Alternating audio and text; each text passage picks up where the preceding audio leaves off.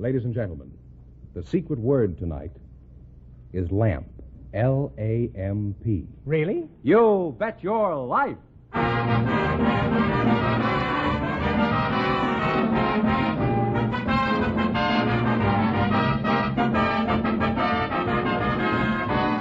The more than 3,000 DeSoto Plymouth dealers of America present Groucho Marx in You'll Bet Your Life, the comedy quiz series produced and transcribed from Hollywood. And here he is, the one, the only... Groucho! That's me, Groucho Marx.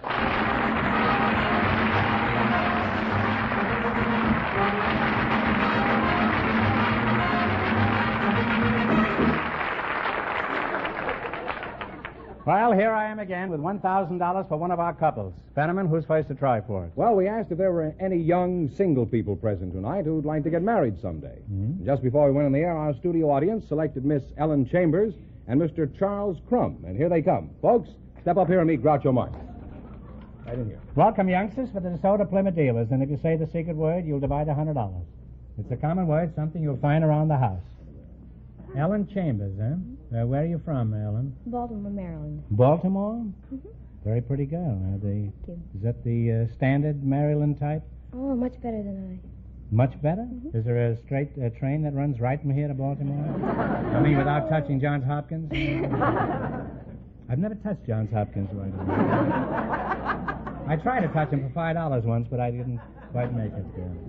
How old are you, Ellen? 20. 20, huh? Mm-hmm. And Mr. Charles Crum, is that right? Correct, sir. How old are you, Charlie, my boy? 25, sir. 25. You're not married? No, sir. Why not? I haven't found the right one yet. Well, the evening's young, and so are you. And so am I. And one of us is a liar. Where are you all from, Charlie? I was born in Breckenridge, Texas. Oh, a couple of Southerners we've got here tonight. Oh, Huh? I'm not Southern. You're not Southern? Well, you're half Southern. Half Southern and half Maryland fried chicken. Charlie, what sort of work do you do? I'm a caller. A caller? What kind of a caller? A hog caller? A train caller? Or just a white collar worker? A square dance caller. A square dance caller. Oh, I see. Do you call them the same things I call them? Can anybody dance a square dance? Anybody, sir. Could an old rounder like me dance a square dance? Well, anybody that knows their right from their left can square dance. Well, that answers the question, all right. I'll take up hopscotch. Or just scotch. Do you take your wife with you when you go square dancing, Charlie? No, sir, I don't have a wife. Oh, that's right. And whose wife do you take with you? Nobody's wife. You don't take anybody's wife with you? And you're No, a sir. square even when you're not dancing. What is your favorite square dance, Charlie, and how does it go? Well, I like, best of all, I guess, Sally Gooden. Sally Gooden, well, that sounds... That's if I'm dancing. Uh-huh. Well, how does that go? Well, starts Could you with first... swing it loud and clear? You mean call it? Yeah, let's hear you call it. Right? Right here? Yeah, stop giggling, Charlie. You're... I'm not giggling. Well, you bow to your partner, lady, on left knoll. Join hands in circle south. Now circle right about a mile, lady, and lead the Indian style. Right back home and swing. Now 4 gents out to the right and swing. Sally Gooden with all your might. Right back home and swing your tall and And cross tip a that- canoe and tile a two. And cross the boat.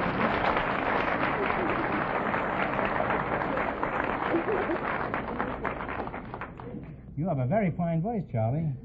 That's a lie, but you're among friends here. So. Do you work, Ellen? Oh, yes. What do you do? I run an elevator at the Broadway Hollywood here in town. Is that so? Well, that's the finish of the May Company as far as I'm concerned. Do you listen to what people are saying in your vertical cement mixer? No, I don't pay attention. You don't pay any attention? No, you don't, eh? Somebody says second floor, you just ignore him and haul him up to the roof. Now, Ellen, you girls must have a few complaints against the public. Now, this is your chance to talk up. What annoys you most in your job? Men that smoke cigars on my car.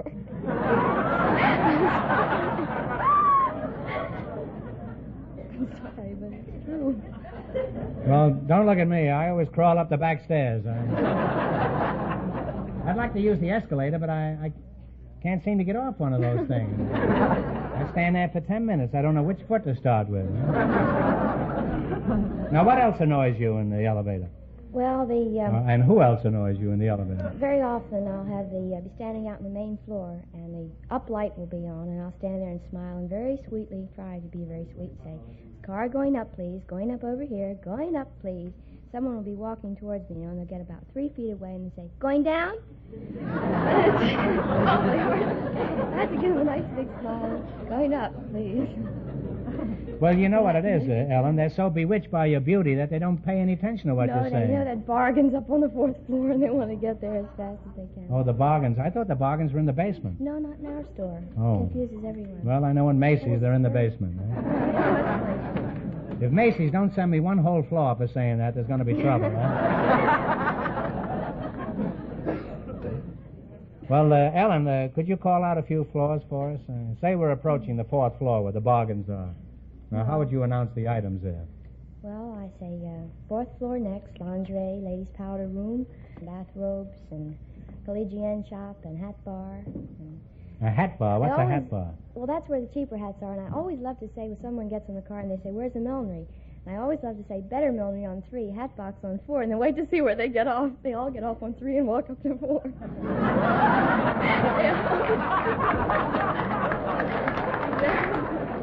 She's very pretty, but I wouldn't like to be married to her. I'd always be getting off at the wrong floor.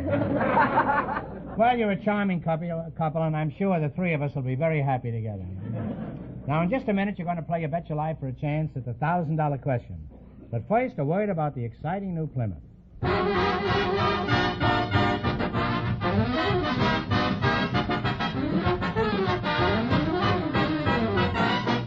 It's here, the exciting new Plymouth. And what a beauty.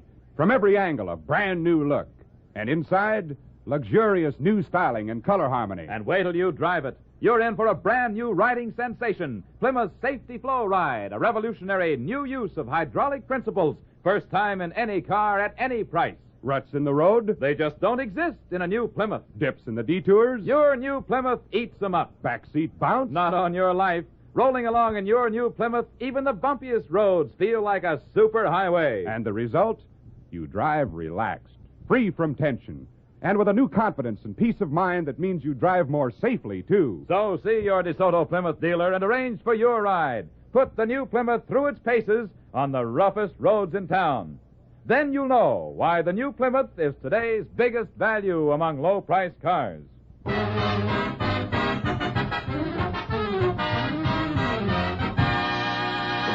Now, let's see if you two will get a chance at the $1,000 question. Fenneman, explain the rules.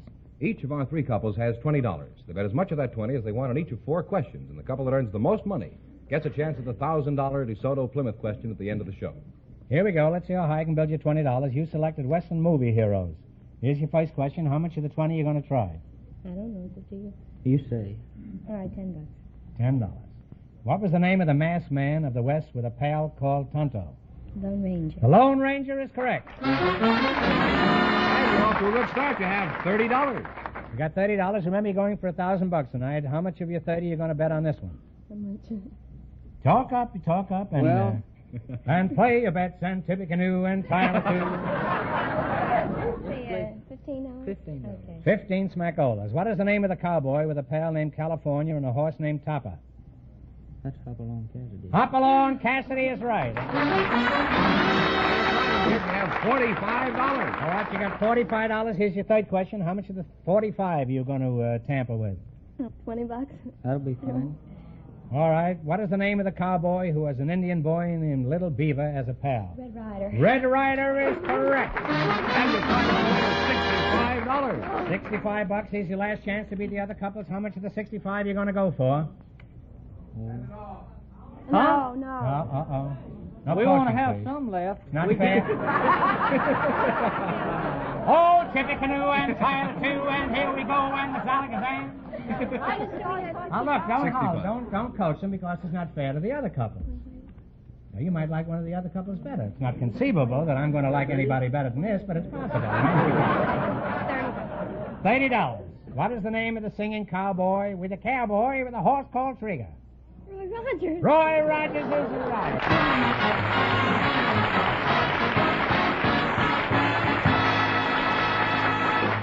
And you wind up with a grand total of $95 from the DeSoto Plymouth dealers, and thanks very much.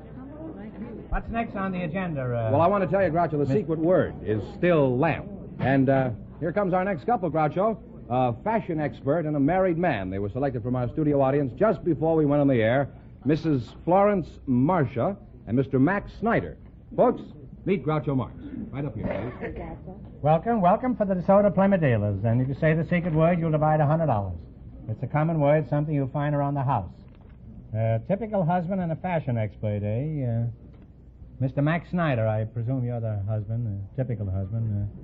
Typical husband and Tyler, too, and here we go. Where were you born, Mr. Snyder? I was born Devil's Half Acre, Bangor, Maine.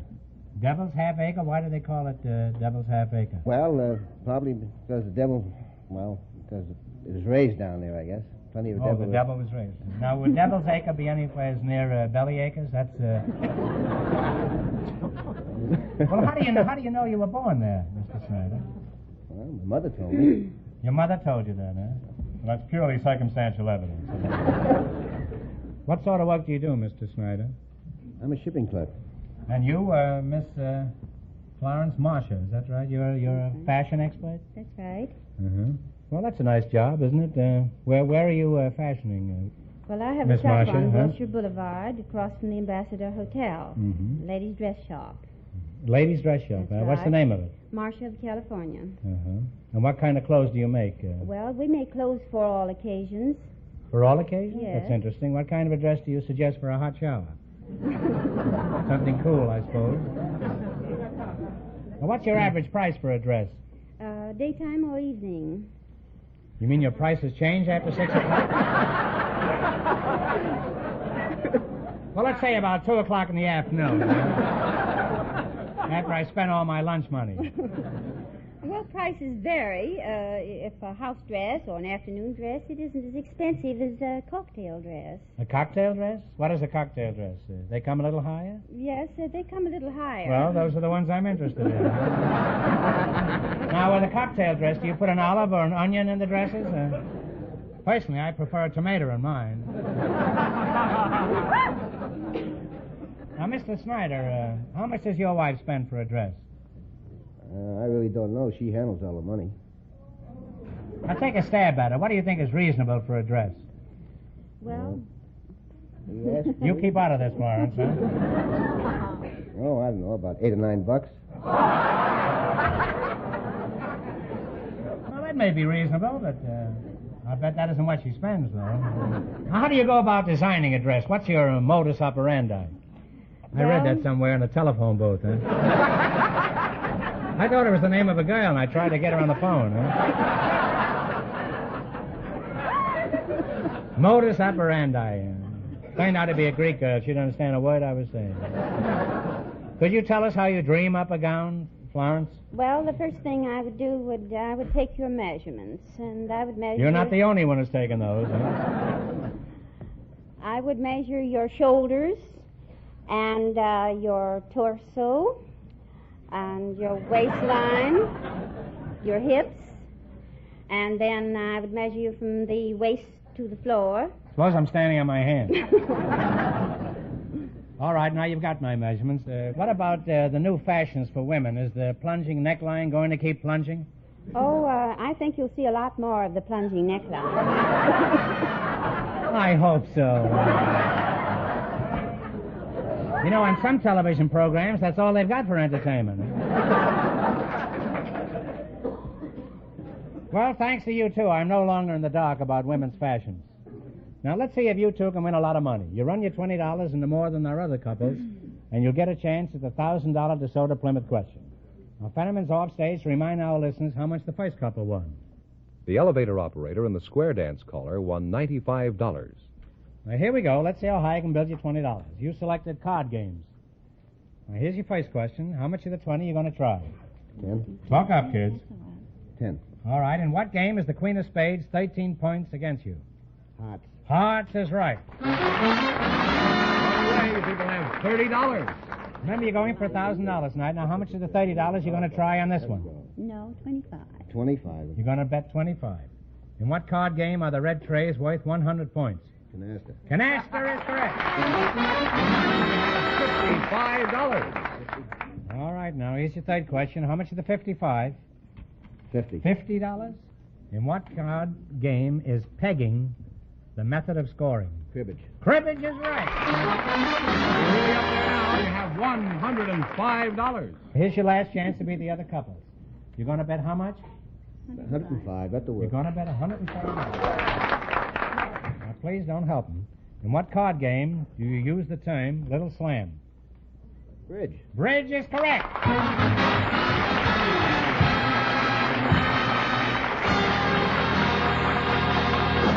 And you'll wind up with a grand total of $210. Thank you very much. Groucho, the Yes? secret word is still lamp. We invited some people in uniform to the show tonight, and just before we went on the air, our studio audience selected Private Mary Gillespie of the United States Marines and Seaman Clarence Mulheron of the United States Navy. And here they are. Folks, step up here and meet Groucho Marx. Well, welcome, kids, to You Bet Your Life. And if you say the secret word, you'll divide $100 between you. It's a common word, something you'll find around the house. A sailor and a lady Marine, huh? Where are you from, Lady Marine? Mackinac Island, Michigan. How old are you, Mary? 25. 25, huh? Where are you from, sailor boy? Princeton, West Virginia. How old are you, Clarence? 26. 20, and you're 25, huh?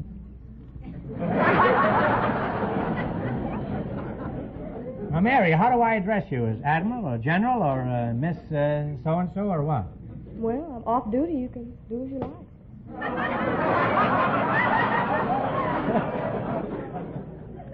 Well, isn't that a shame? At the moment, I'm on duty. Huh? However, I won't be here indefinitely. How long have you been a sailor, Marine, Clarence?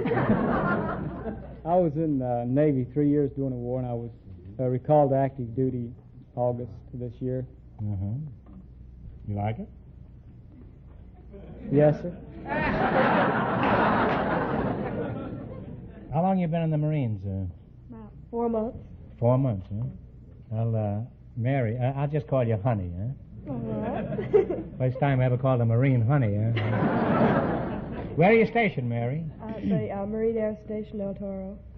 El Toro? El Toro, what does that mean? Means the bull. It sounds reasonable. A tough male Marine could be likened to a bull, I suppose, only what does that make a lady Marine? Skip it, I never should have brought it up. Huh? Where are you stationed, sailor? Coronado. Well, that's a pretty flossy place down there, isn't it? Well, why are you stationed down there? That's where the base is. Speaking of base reminds me of an old story of Will Rogers. Many years ago, I was playing baseball, and he was on the other team. He was playing second base for the other team. And somehow I got on first, and I started to get down to second, and Rogers is standing between second base and the pitcher. So the catcher throws the ball to Rogers, and he turns around to me, and I'm way over there, and he says, "You're out." I says, "You're crazy. Well, you're nowhere near me. You have to touch me on second base. You're not near the base." He says, "Look, son," he says, "when you get to my age, wherever you stand is second base."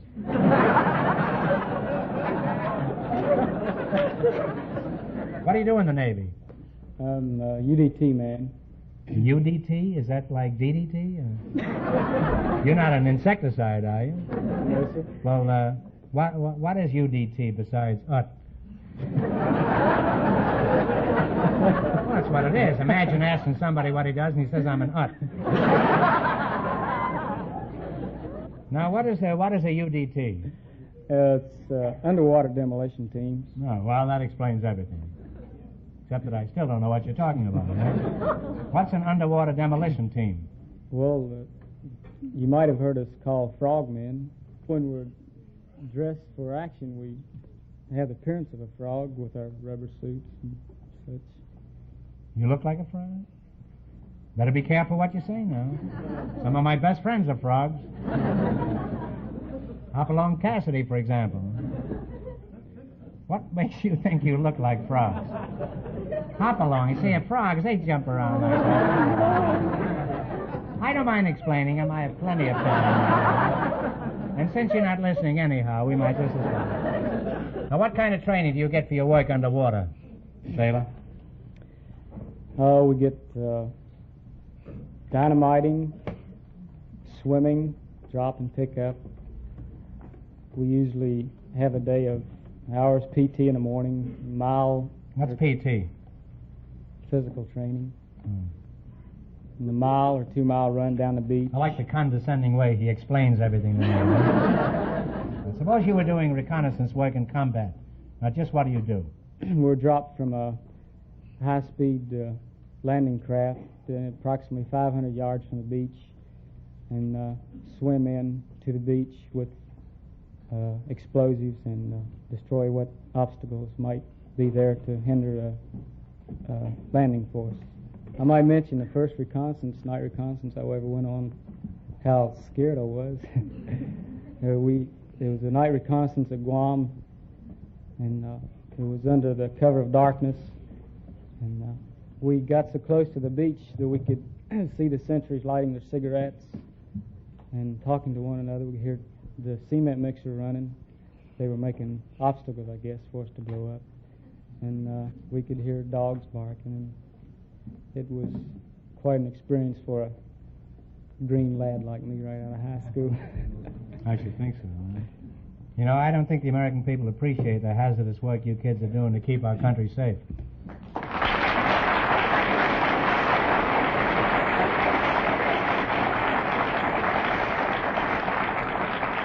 Now, Clarence, let's discuss something far more dangerous.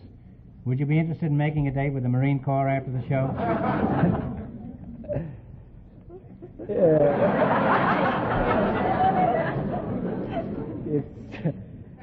It's between paydays, and You mean you're flat as a pancake? pretty well bent. Well, now, suppose you won some money in the quiz. Would you take Mary out for a date? Yeah, sure thing. Mary, would you like a date with an eager fellow who likes to croak at the moon? I might. Fine, I'll meet you right after the show.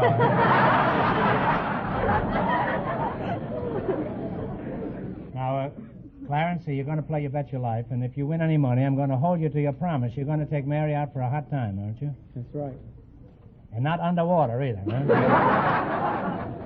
Now, all you got to do is run you $20 into more than our other couples, and you'll get a chance at $1,000. I can't tell you how much the other couples won, but Fenham is going to remind our listeners. The fashion expert and the married man are ahead with $210. Here we go. Let's see how high I can build you $20. You selected Keeping Up with the Smiths and Joneses. Here's your first question. How much will you bet?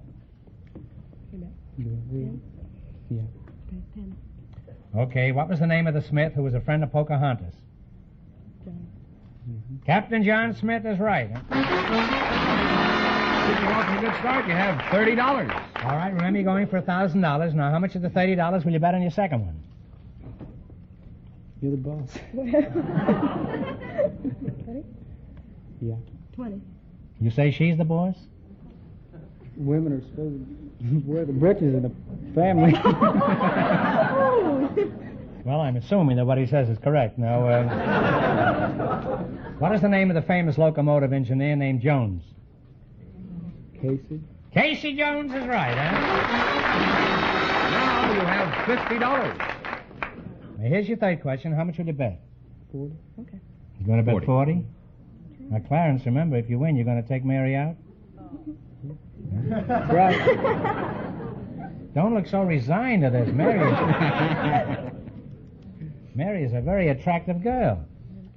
All right, what was the name of the New York governor who was famous for his brown derby? Al Smith is right. And you find him $90. All right, you got $90, and here's your last chance to beat the other couples. How much will you bet? Yeah, I guess. 50.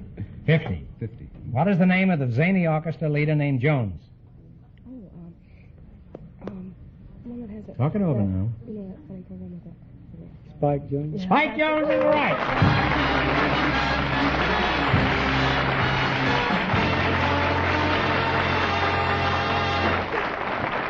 you wind up with a grand total of $140, and that means the fashion expert and the married man with $210 get the chance of the DeSoto Plymouth $1,000 question.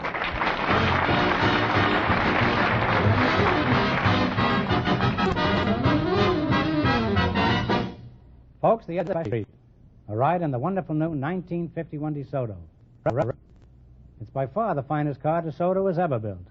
It's too long and low, beautiful and wide enough for real comfort, with plenty of trunk space. But the most outstanding thing about the 51 DeSoto is its ride. The ride's a revelation. You've never driven so comfortably in your life. The steering is featherlight, and this new DeSoto, of course, lets you drive without shifting. It makes even the roughest road feel like a smoothly paved highway, thanks to a new kind of shock absorber. It's got new synchronized springs, chair-high seats, and a big new higher-powered engine. All in all, the 51 DeSoto is the biggest car value I've ever seen. Do me a favor and watch for this great new DeSoto. Coming in a few days to your DeSoto Plymouth dealer. It's a revelation.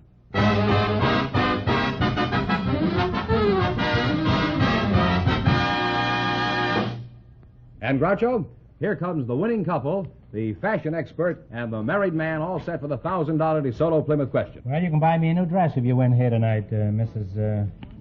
Florence Marshall. All right, here we go for $1,000. I'll give you 15 seconds to decide on a single answer between you, so think carefully and please, no help from the audience. Here it is. Hollywood's first Oscar was awarded to a young actress in 1928. Who was the first Academy Award winner?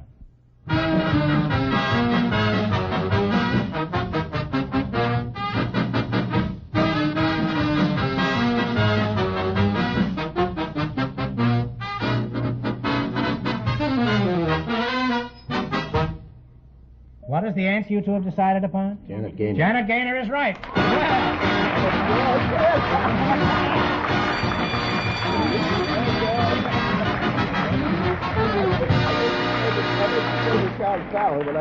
Well, now let's see. You win $1,000 plus $210 in the quiz. Say, you really cleaned up tonight. Congratulations. From the more than 3,000 DeSoto Plymouth dealers from coast to coast, you bet your life. Thank you.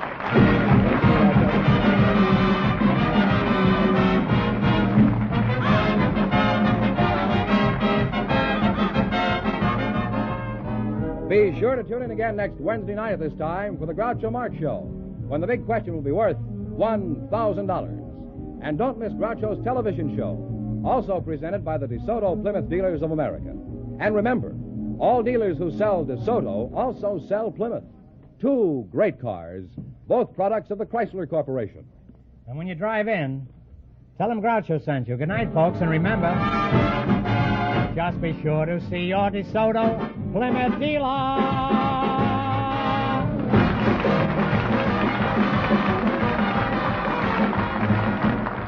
Folks, here's a reminder from the National Safety Council. When parking on a hill, don't depend on your handbrake. Turn the wheels to the curb. You Bet Your Life, transcribed from Hollywood, is produced by John Goodell, directed by Robert Dwan and Bernie Smith, music by Jerry Fielding. This is George Fenneman, signing off for the more than 3,000 DeSoto Plymouth dealers from coast to coast.